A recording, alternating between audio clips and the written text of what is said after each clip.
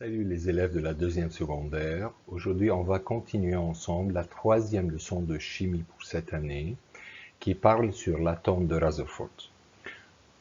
Comme on a su dans la leçon précédente que jusqu'à Thomson, on a connu que l'atome contient des particules infiniment petites négativement chargées qui s'appellent électrons et aussi il contient des particules positivement chargées, ce qui rend l'atome qui est une sphère homogène électriquement neutre. Aujourd'hui, on va continuer ensemble ce que les savants ont fait pour connaître l'atome comme on le sait ces jours-ci.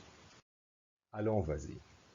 Atome de Rutherford. En 1911, et en utilisant l'appareil montré dans la figure N2, comme on voit là, Giger et Merisden ont accompli l'expérience de la plaque d'orge. Qu'est-ce qu'ils ont fait?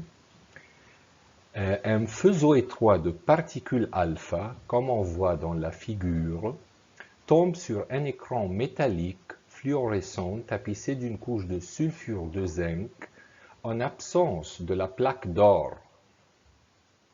Il a pu ainsi déterminer la position et le nombre de particules alpha par le scintillement lumineux sur l'écran.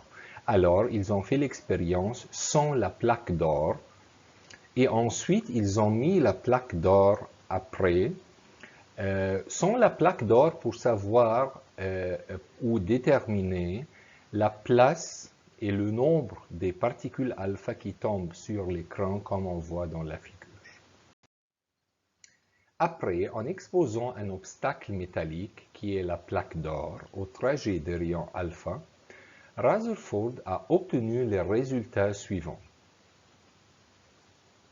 Comme on voit l'observation que la plupart des particules alpha à grande énergie traversent la plaque d'or pour atteindre l'écran fluorescent, comme on voit là dans la figure 1.3, qu'il y a des particules qui ont traversé en ligne droite comme s'il n'y a rien devant eux, et ce qui est en orange là, ces sphères orange, représentent les atomes d'orge. Ensuite, certaines particules alpha n'ont pas traversé la plaque d'or et rebondissent en scintillant au côté opposé de l'écran. Comme on voit, il y a des particules qui ont rebondi, qui ont frappé la plaque d'or et ont retourné.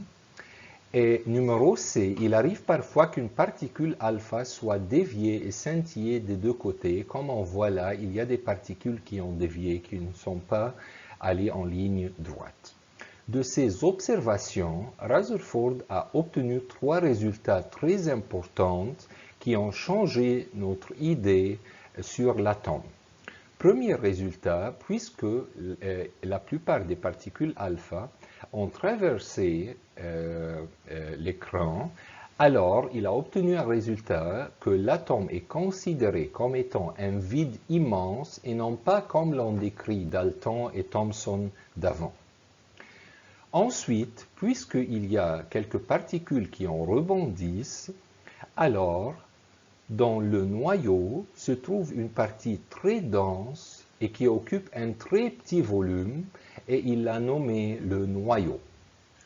Ensuite, puisque quelques particules ont dévié, alors la partie dense de l'atome dans laquelle se concentrent la masse et la charge se repousse avec celle des particules alpha.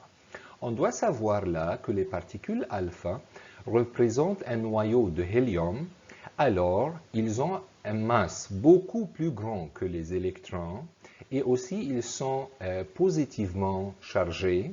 Alors puisqu'ils ont dévié de cette partie dense, alors cette partie dense aussi, elle est positivement chargée. D'après les résultats précédents, Rutherford a mis un modèle atomique qui est nommé le modèle atomique de Rutherford.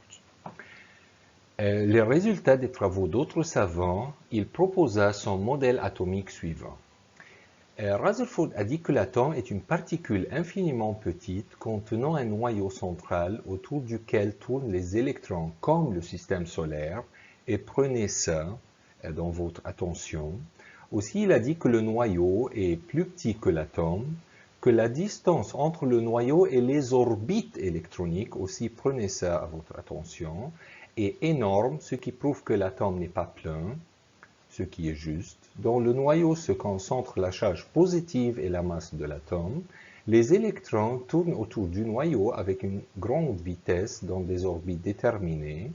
Les électrons sont soumis à deux forces égales et de sens contraire. La force d'attraction exercée par le noyau positif sur les électrons négativement chargés et aussi la force centrifuge due au mouvement des électrons à très grande vitesse et qui neutralise la force attractive. Et ces deux forces contraires empêchent l'électron de tomber sur le noyau. À la fin, il y a une petite remarque que la masse des électrons est très petite par rapport à celle du noyau et que la somme des charges négatives est égale à celle des charges positives du noyau, donc l'atome est électriquement neutre. Merci, bonne chance, au revoir.